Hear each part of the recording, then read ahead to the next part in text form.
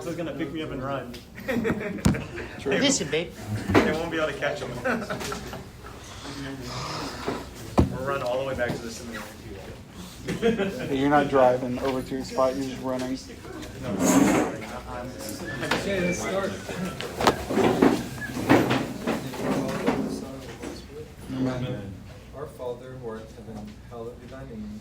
Thy kingdom come, thy will be done, on earth as it is in heaven. Give us this day our daily bread, and forgive us our trespasses, as we forgive those who trespass against us. And lead us not into temptation, but deliver us from evil. Holy Infant Mary, Pray for us.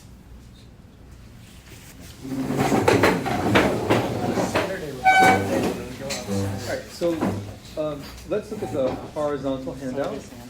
And we have here, so we're going from the pre-Socratic Xenophanes about 200 years, or 150 years further, to Socrates himself. And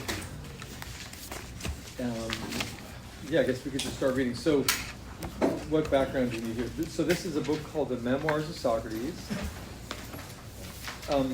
There are two people who gave us dialogues of Socrates. Everyone knows about Plato, everyone's heard of that. And most people really don't, even philosophers don't really tend to pay much attention to Xenophon, but Xenophon also wrote dialogues of Plato. Because they both were contemporaries of Plato, who were friends of, contemporaries of Socrates, who were his friends and so on. And there's basically these two passages that I'm giving you where in his book called Memoirs of Socrates, where Socrates is in that tradition of natural theology.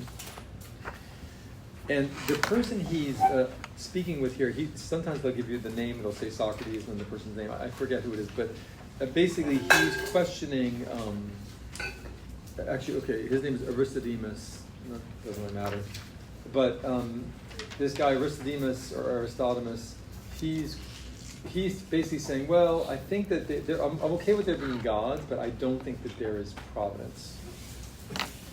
Because he says, if there were providence, basically the gods wouldn't let bad things happen.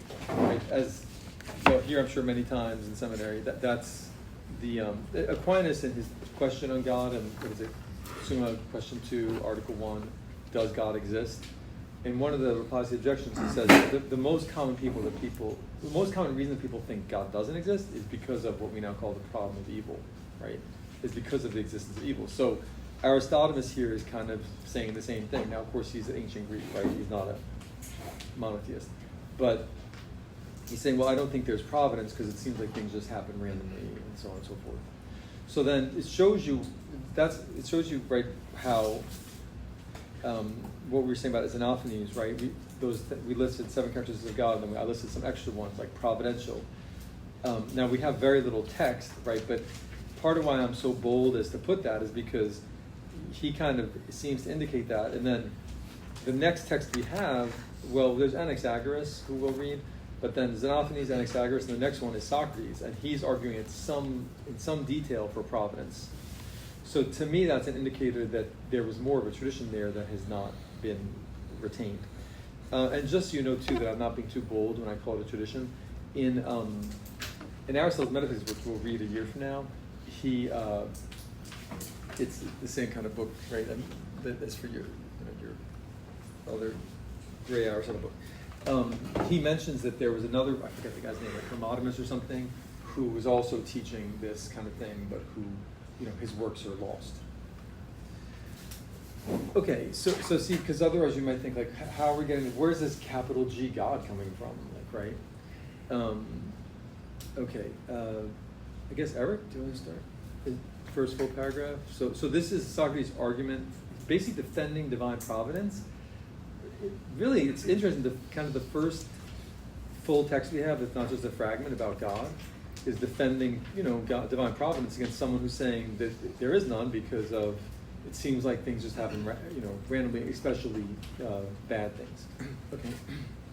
Now, God was not content with merely caring for the body. What is far more important, he also endowed man with mind in its highest form. What other animal, in the first place, has a mind that is aware of the existence of the gods? who have set in order the greatest beauty on the grandest scale.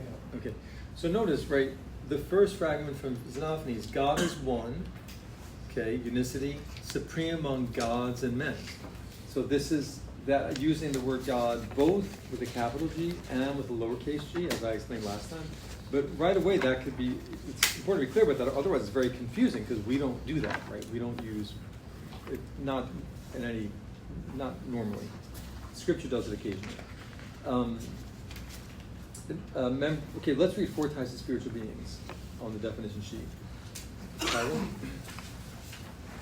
Since you're next.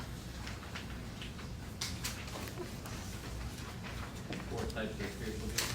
Yes.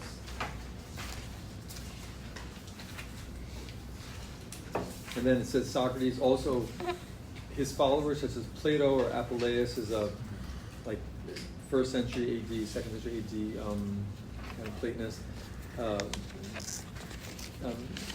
But I mean, certainly that we see it in Xenophanes, but it's clear in Socrates and Plato. Excuse me. Okay. 4 types of spiritual beings. Socrates, also followers such as Plato or Apuleius. God, Botheos. 1, omnipotent, omniscient, omnipresent, etc. A, God created the gods. Right, so let's say they don't really talk about this at great length, and in that sense, Aquinas has like a whole treatise on God, question after question. With the ancient Greeks, you have to go combing through the text to find where they talk about it. Like none of these ancient Greeks, well, later ones, but Plato, Socrates, Aristotle, they didn't write a whole treatise on God, for example. But the footnote there, right, Timaeus, 41a, that's the reference number. And I put C, Essential Plotinus. Remember I was saying the Green Book. I give you the page references because the Essential Plotinus in the appendix, he actually, remember, he collected the texts where Plato talks about God.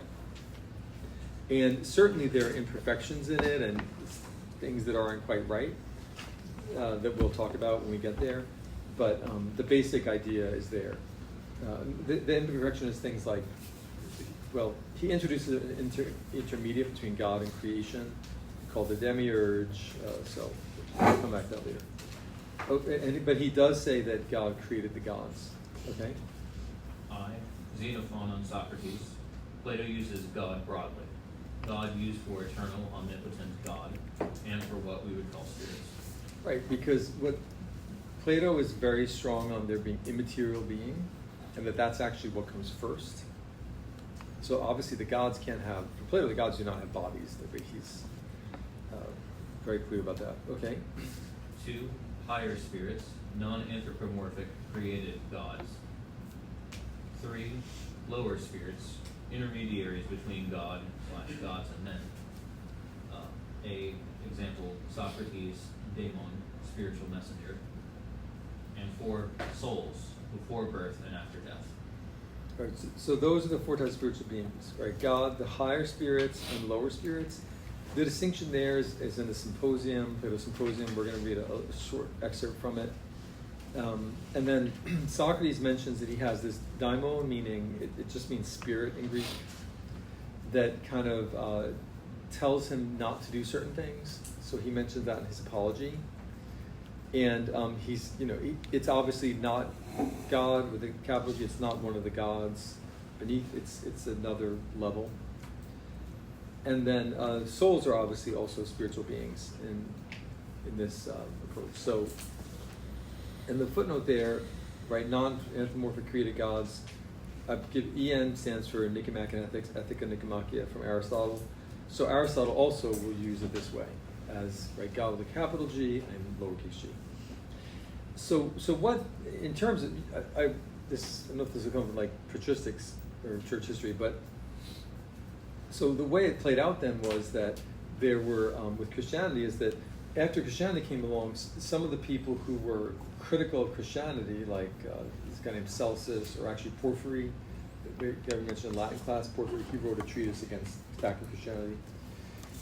They would say, well, okay, even basically this idea there's one God, we already have that. So we don't need Christianity. Why add on this God becoming man, which doesn't make any sense. But notice that was the angle they were taking on it. Some of the philosophers saying, look, we already have that idea, so we don't need it. And as I mentioned last time, right, they kind of compromised and said, well, we'll still observe the Greek religion, but in our minds, it means something different. It doesn't, Zeus is not a man, Hera's not a woman, it's just honoring the divine, that kind of thing. And so on the previous definition, where it says, right, reveal monotheism, only revelation makes clear that one should sacrifice to God alone, right? So they would go to the temple, but well, if there's sacrifices taking place to Apollo, he's one of the gods. That they're taking him as non-anthropomorphic, as some being, some spiritual being that's a force for good, basically. Right. In the beginning of the Iliad, it starts off with Apollo shooting arrows symbolically, right, sending a plague to punish the Greeks because both Agamemnon and Achilles are being very arrogant and selfish and so on, and among other things, like dishonoring Apollo. So that's how they went about it. Even though they're philosophers, they didn't openly spurn the Greek religion. And so that's why it's interesting in the book of Revelation, if you remember, the angel appears to St. John, the evangelist, and he falls down, and then the angel says, don't worship me, worship God alone. Mm-hmm. So even if you wanted to make some kind of argument that, well, when we honor Apollo, we're honoring a good being, a good spiritual being, well, the book of Revelation makes clear, like, we only offer sacrifices to God, not to angels. As wonderful as angels are, we don't honor them like that, right? But Revelation is what made that clear. Okay, so let's go back to the text. So the gods have set order the greatest beauty on the grandest scale. That's kind of consistent with Plato. So for Plato, God makes the gods, right? And then he tells them to put order in the universe. So in a sense, I mean, you can see it seems like a reasonable way to think of things. Like, he's the highest God, so he tells them to do that. But that's another thing, right, where the fathers of the church, even though they don't mention Greek philosophy, that's the culture they're in. So when someone like St. Justin Martyr keeps hammering home, no, God is the only creator, even though he doesn't mention it, he's going against, he had been a Platonist before he became Christian. So some of the first Christians were philosophers who became Christian, then he died a martyr. So that's why he's stressing against Greeks who are still Platonists. No, God didn't, he just created by himself, as you have in the book of Genesis. But that is, of course, we know based on Revelation. Okay. Tyler, you want to keep reading? On the definition sheet or on this? I guess on the text. Okay. What kind of creature, except man, worships the gods? What mind is better able than man's to make provision against hunger or thirst, cold or heat, to relieve disease or cultivate bodily strength, or take pains to acquire knowledge, or to keep in memory all that it has heard or seen or learned? So basically what he's saying is God is the one who gave us our souls.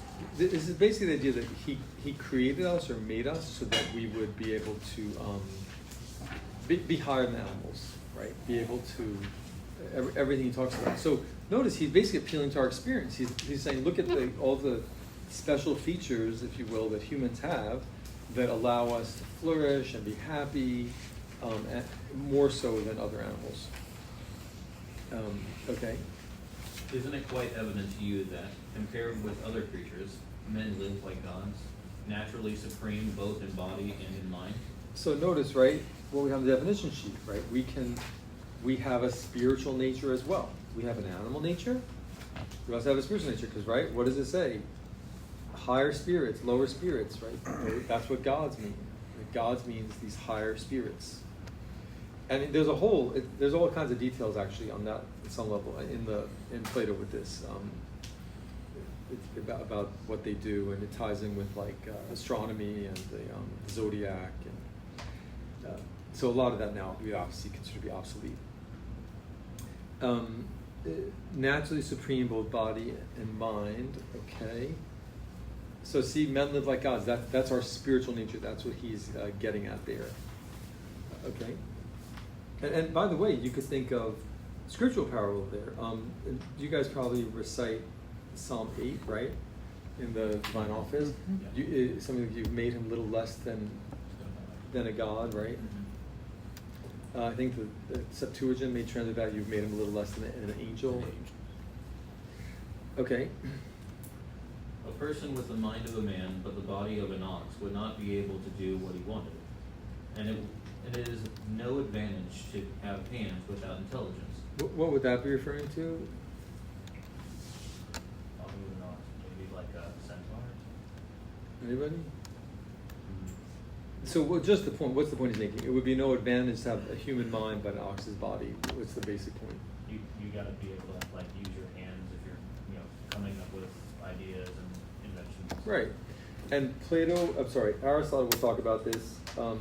Plato may mention it too, but Aristotle calls the hand the tool of tools, the organon. Organon is the word in Greek. Organon means tool. That's where we get our word organ, obviously. Aristotle says your hand is the tool of tools because it's what you use to basically do pretty much everything for making things and so on. And how about it is the other part? It is no advantage to have hands without intelligence. What would that be? Sort of ability to like reason and think and read. Good. Those are the two things that make us like God. Good. Is there any animals that do have hands without intelligence? Apes. Right, exactly. So, they probably didn't have zoos, but they heard about apes. So, right, good. Right, even though they have a hand, just like us, they don't, build houses and farm and so on. Okay. You are lucky enough to possess both of these priceless gifts. How can you think that the gods have no concern for you? Notice too, this is a positive view of the body. So when you get to anthropology class, you'll see that Plato was a dualist. He has a kind of negative view of the body. And the soul is good, but the body is kind of bad. It changes over time. It becomes more positive, his view over time. But still, the early Plato, the body is bad. Here, he's viewing the body as good as well, right? He's positive about it. So that's a way to see a difference between Socrates and Plato. Huh? This may seem like a silly question, and I apologize. Oh, that's okay. We might say, well, hold on now. Okay. We might say that a shark, for instance, who could speak, would be saying the same thing about him and his species and his god, saying, oh, look how amazing we are. We have these great big mouths with great big teeth. That's what makes us like the gods, is great big mouths with great big teeth, right? So we're just humans that are looking at this extraordinary ability, which is reason, and then ascribing that to a divine attribute. How Right. is this different? So one thing that Aquinas says is that in the Summa Prima Par 78.3, he talks about the external senses, and he says that animals actually have better external senses than we do.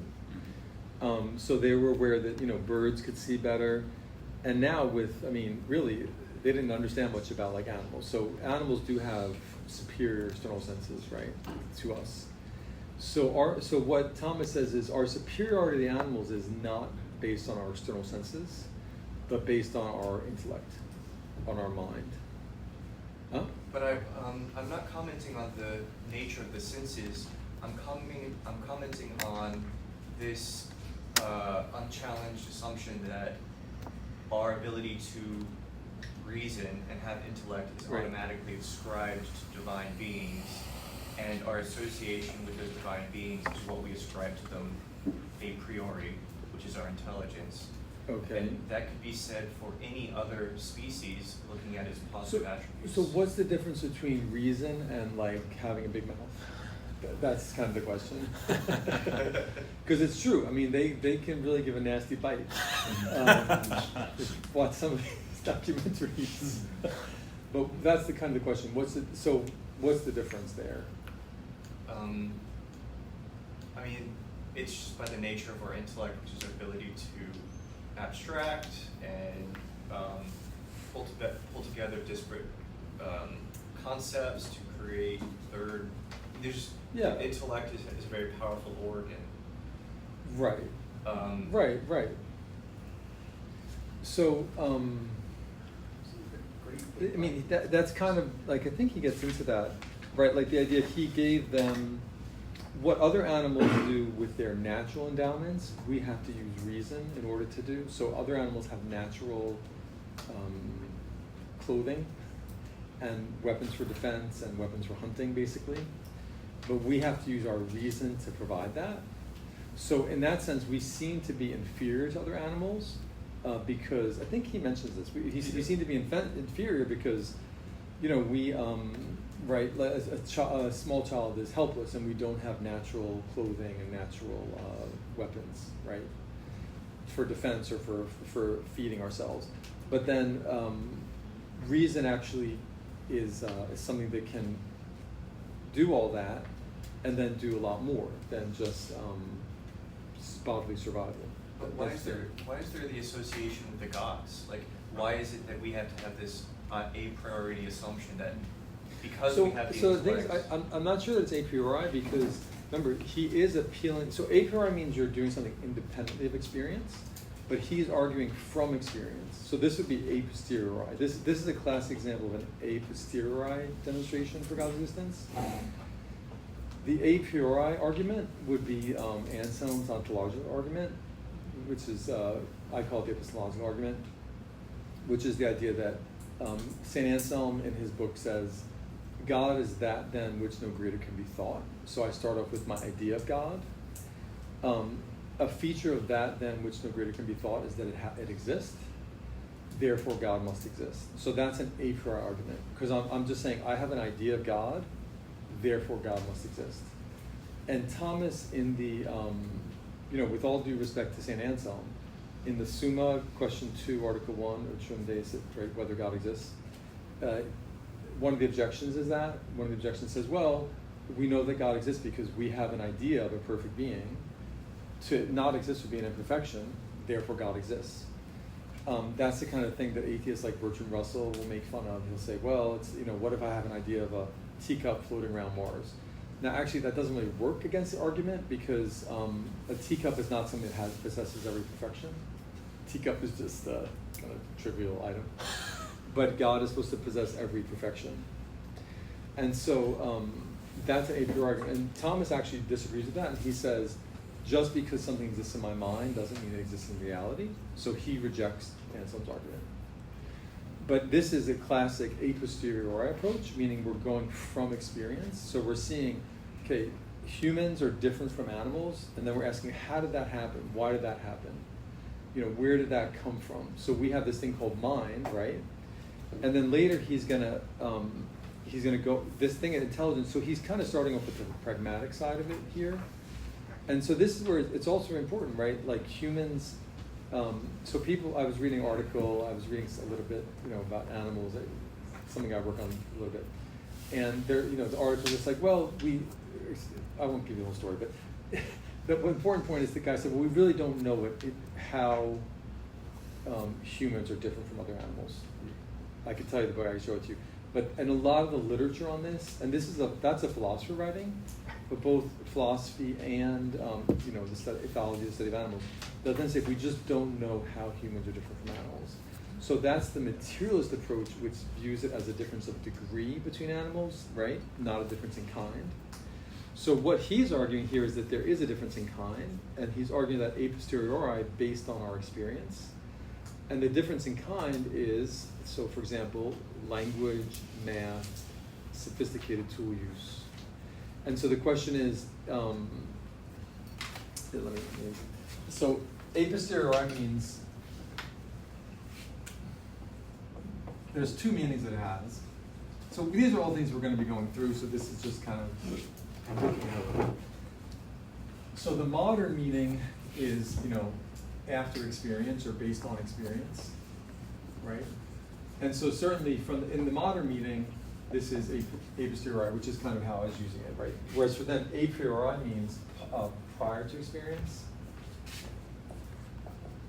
I don't know if you can see that, but prior to experience. So certainly Anselm's argument is prior to experience, and that's why Descartes will use it, because Descartes is going to say, cogito ergo sum, I think therefore I am, right? So I don't even know if I have a body or if my body exists, but just the fact that I just know that I'm a mind, I don't know if anything else exists, but I do know that I have an idea of God, and therefore God has to exist because the Anselm's argument. So that's a priori. The pre-modern, ancient and medieval meaning of a priori is reasoning from effect to cause. So in Aquinas, when he says a posteriori, he means from effect to cause. And that's the kind of argument we're making here. We're saying, if the mind has this kind of universal extension, right? Universal concepts. And then if the object is what makes known the power, right? So therefore, right? And then if it's universal, that implies that it transcends matter. Okay, and then and then the question is, right, where did the mind come from? Like, what is the source of it? And so what he's going to say is a mind can't just kind of, nowadays you have people who are emergentists, they'll say the mind just kind of emerges.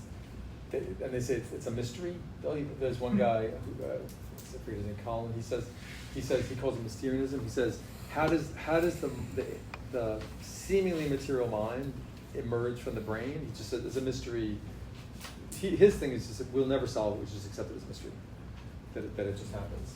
So certainly there were atheists and materialists in Socrates' day, and so he's disagreeing with that claim, and he's saying that it's a divine mind, right, that is the source of our minds, that it can't just kind of emerge from matter. So and he kind of does go into that, but is that kind of at least a little bit? Okay. Okay, so so who was reading? Tyler?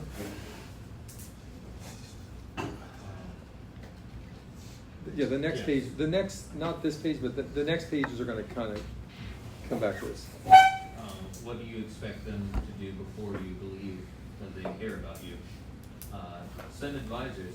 I think you were lucky enough, I think I read no concern for you. Oh, okay, you did read. Okay, so that's the thing about him saying there is no providence. Notice when he says the gods have no concern for you, it doesn't make him a polytheist, because remember, it's very common for people to say, oh, you can see it's potentially quite confusing. People say, well, it sounds like he's a polytheist, right? He's talking about the God, talking about the gods having concern for him. So he's defending providence, but of course, it's this, God is the one who's the highest being. Okay. Send advisors, as you claim they do, to tell me what to do and what not to do. When they reply, so send advice. So that's referring to his daimon. You just use the word we use the word in Greek because we could say spirit, but that doesn't really. It sounds kind of vague. Okay, and then he talks about divination. So see, he's viewing it as harmonious between philosophy and Greek religion. He's not saying, oh, you shouldn't have divination, you shouldn't have temples, you shouldn't have sacrifices. He's just,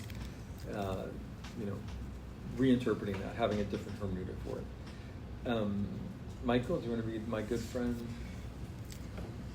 Next page. My good friend, he went on, get it into your head that your own mind, which is inside you, controls your body as it wills. And in the same way, you must believe that the intelligence, which is in the universe, disposes all things just as it pleases. Now, let's see, he's not using the word free will, but certainly free will is part of the picture here. He's like, okay, well, right, the word wills. That we have evidence of freedom that we don't see in other animals. It's like, right, in light of our ideas, in light of our judgments. And so then he's saying the same, that I can control my body as I will. Must believe the intelligence was in the universe, disposal of things just as pleases. So this is once again kind of providence. Okay. Keep going. Yeah. If you accept that your vision has a range of several miles, you must not suppose that the eye of God lacks the power to see everything at once. So what would that be? Omniscience. Right. So, right, everything, there's no restriction. Okay. So this is one, see how God is a personal being, not just as kind of impersonal force, like if you just talk about the universe or something. Okay. And if you accept that your mind can take thought about affairs both here and in Egypt and in Sicily, you must not suppose that the wisdom of God is incapable of taking thought for all things at the same time.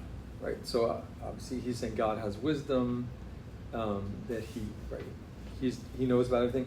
But also, like, does God actually know about us? Well, sure, right? God knows about individuals.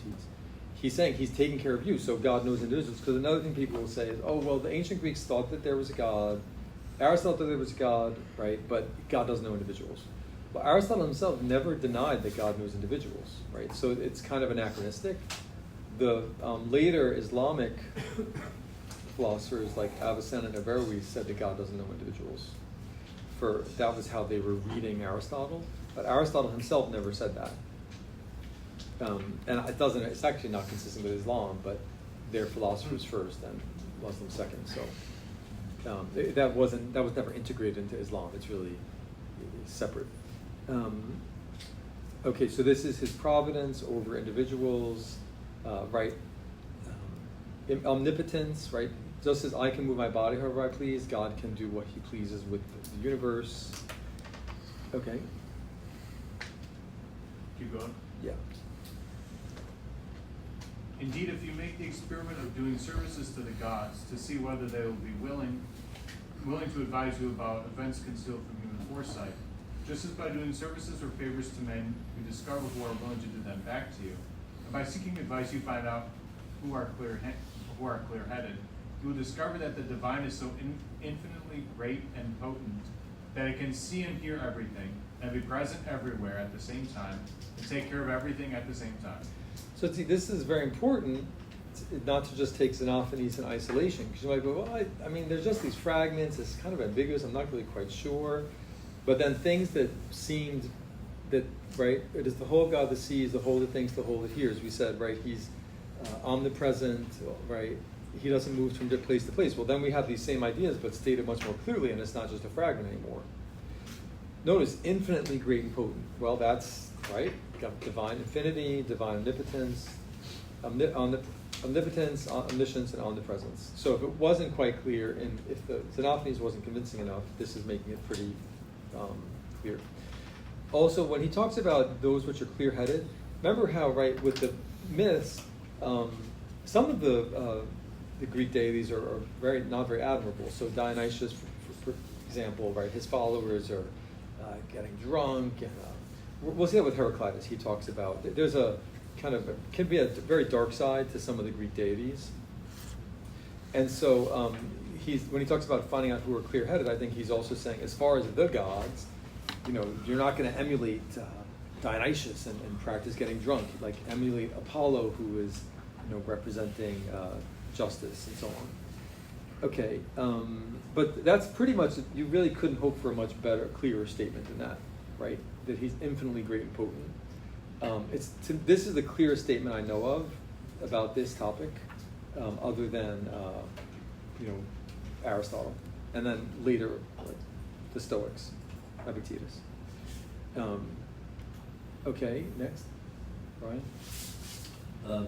Indeed, if you make the experiments, I'm sorry. I think it seemed. Go down to it seemed. Yeah.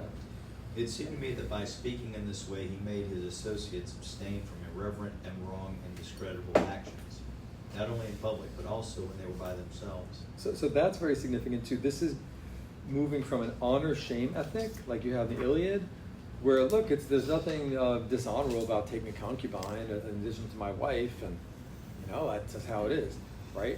To like, and who knows, right, what's going on. But if God is watching you, then it matters what you do in secret. But in honor shame, you see that the whole nature of honor and shame is focused on kind of how you're perceived and societal norms. But then, right, when you're by yourself, like if there's no, then it doesn't matter. It's not dishonorable. That could be that line of reasoning, right? Okay. For the simple reason that they had made up their mind that none of their actions could ever escape the knowledge of the gods. Okay. So this, remember I said he was trying to teach people to be virtuous, okay?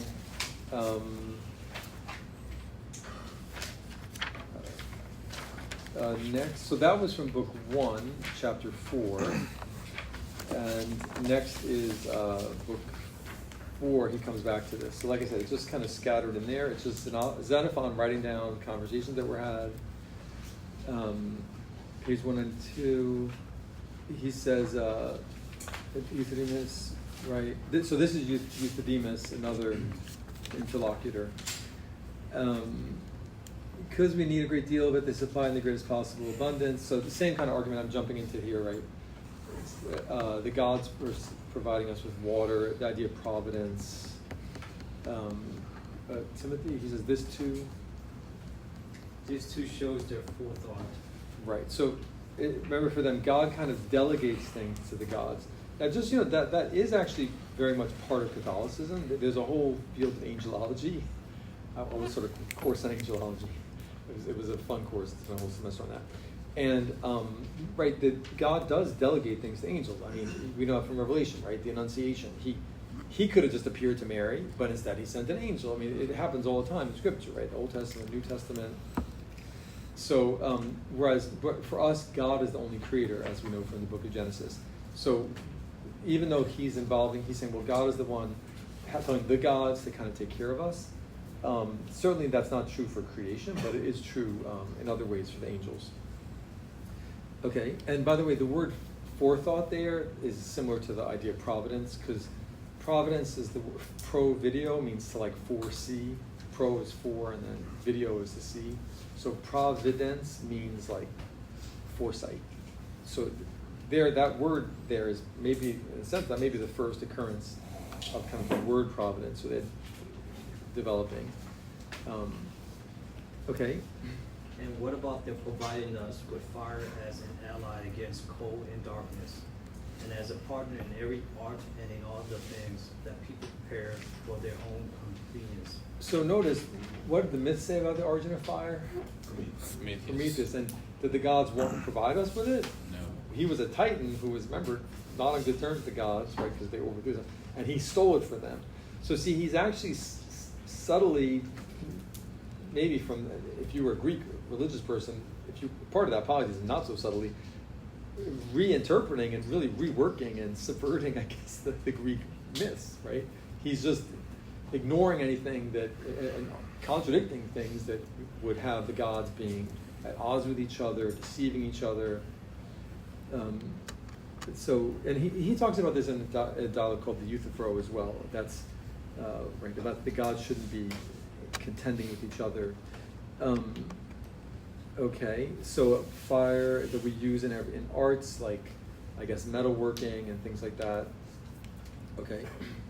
To put it briefly, of all the aids for living with which people equip themselves, not one of importance is independent of fire. This is another outstanding example of kindness.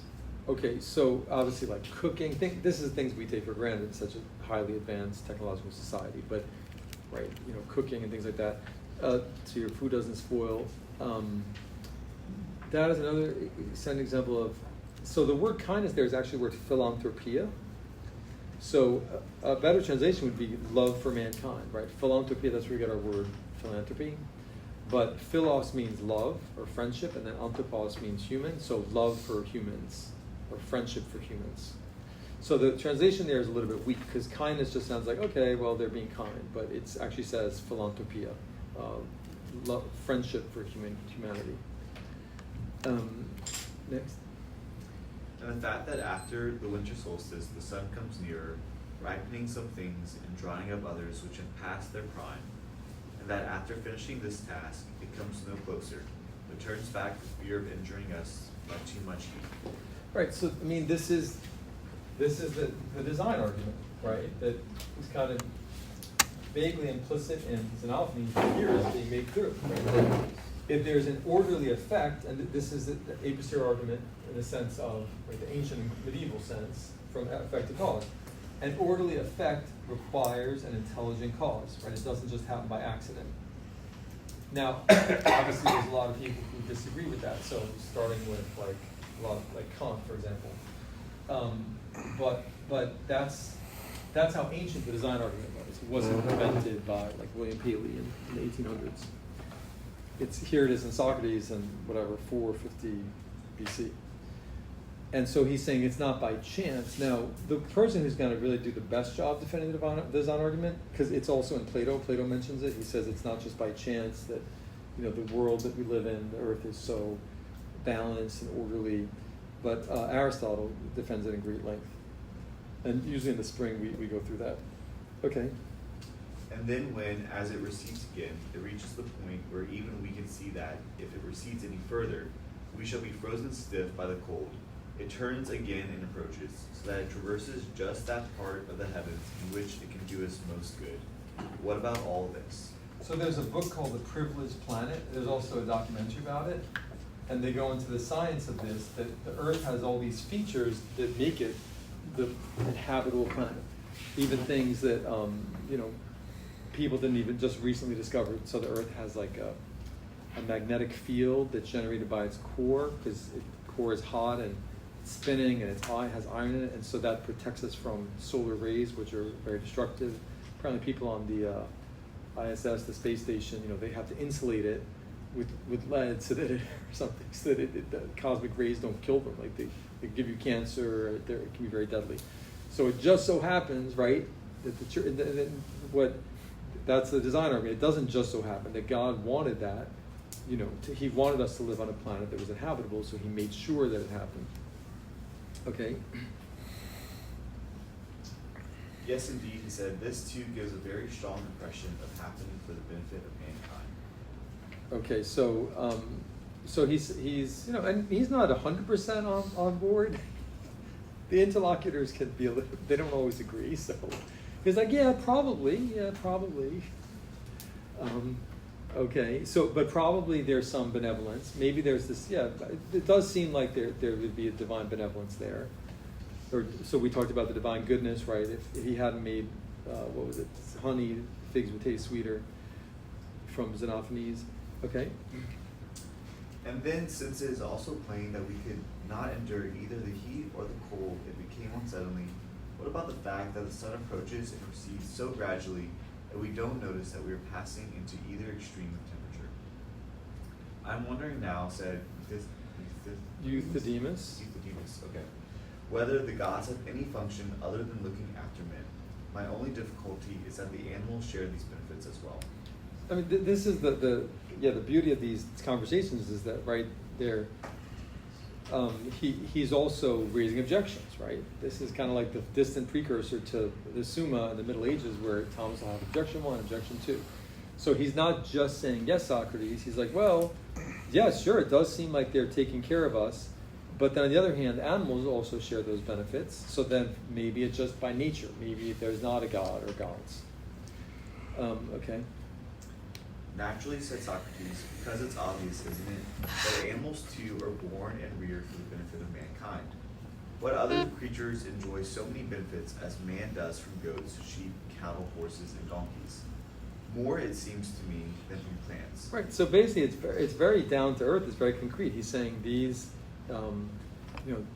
animals are kind of there. It's similar to Scripture. Remember, Scripture says in the Book of Genesis, I give you all the plants for food, and man isn't given stewardship over the animals, so we're higher than the animals. We're allowed to use animals to help us with work and so on. Why don't you skip ahead? He's talking about milk, cheese. You guys get the idea. But so the thing is, you could look at the exact same thing, like, oh, cows give us milk. And you can say, oh, it's an accident of evolution. It's all just a big accident. There's no God. There's no providence. Everything is material. That's how Thomas Hobbes is going to view it, a materialist, and then the modern period, and then also Darwin, right?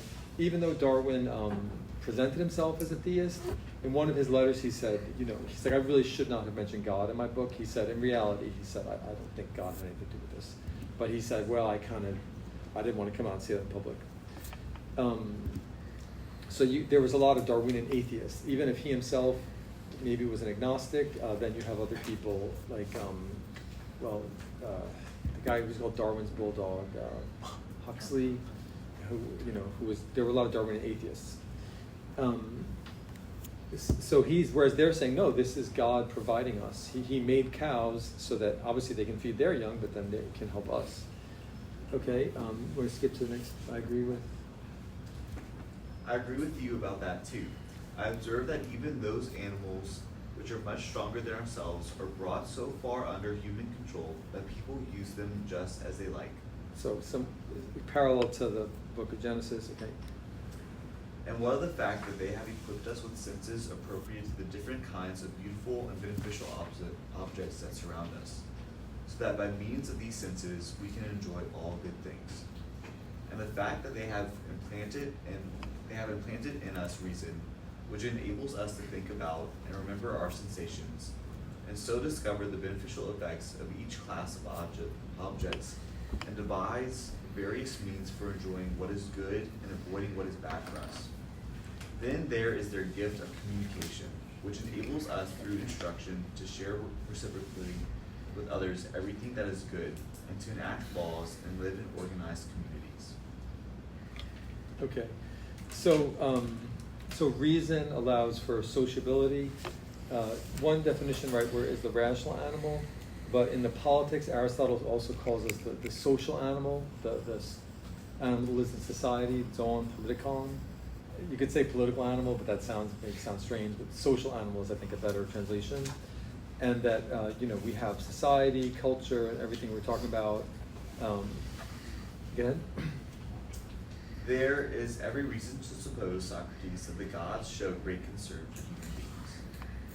Then there is their direct assistance in a sphere in which we are incompetent, that is, in foreseeing our future interests. So back to the idea of divination, that,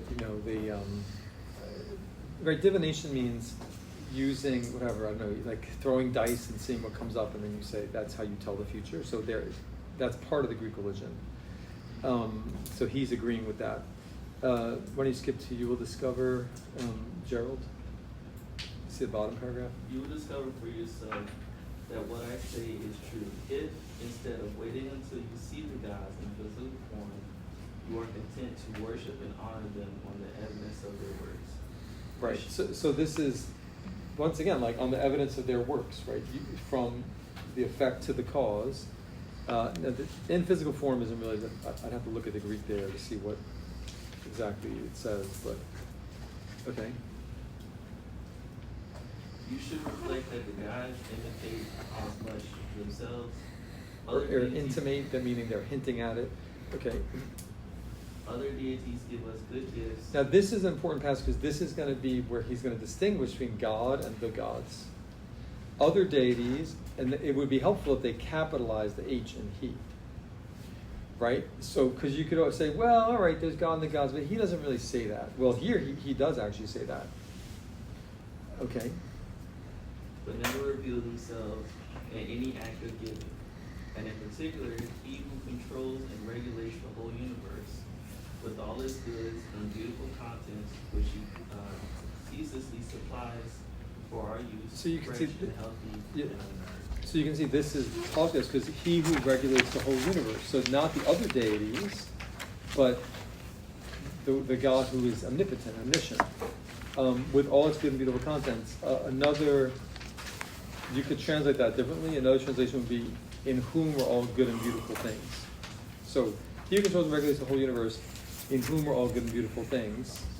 That's another way to read the Greek, because the word content is not there in Greek. Which he solicits for our use, fresh and healthy in a martyr. By age, obeying his commands unfailingly and faster than thought.